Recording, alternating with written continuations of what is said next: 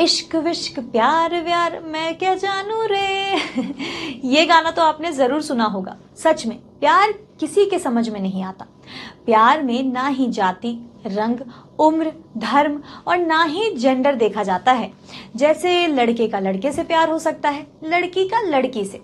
लेकिन हमारी सोसाइटी ने अब तक ऐसे रिश्ते को स्वीकार नहीं किया है, जबकि सरकार ने ऐसे रिश्ते को लीगल कर दिया है। लेकिन क्या आपको पता है कि लेस्बियन किसे कहते हैं? इस शब्द का आविष्कार कहाँ और किसने किया था?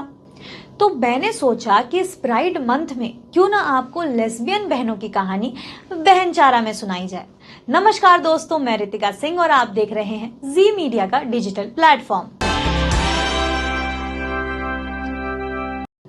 लेस्बियन शब्द ग्रीक आइलैंड लेस्बोस से आया है। 6वीं शताब्दी में इस आइलैंड में एक ग्रीक कवियत्री सेफो रहती थी।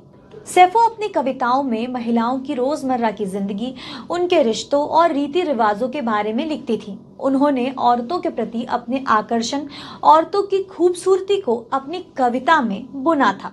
1975 में जॉर्ज सेंट्सबरी ने लेस्बियन पर अध्ययन करते वक्त बॉडलेयर की कविता पर रिसर्च किया। अपने अध्ययन में उन्होंने द पैशन ऑफ डेल्फायर का उदाहरण दिया। इस कविता में दो महिलाओं के बीच मोहब्बत का जिक्र है। एक महिला को दूसरी महिला खूबसूरत लगने लगती है और इसके बाद लेस्बियन शब्द उस कपल के लिए इस्तेमाल होने लगा जहां एक लड़की का दूसरी लड़की के साथ संबंध होता है। इस रिश्ते को 1970 में एक चिन्ह भी दिया गया। हालांकि इतिहास के अलग अलग समय में इस शब्द का कई बार इस्तेमाल किया गया। 1866 में अल्गर्नून चार्ल्स की कविता में इसे लेस्बोस लिखा गया। उसके बाद 1870 में महिलाओं के बीच कामुक रिश्तों में इसका इस्तेमाल हुआ।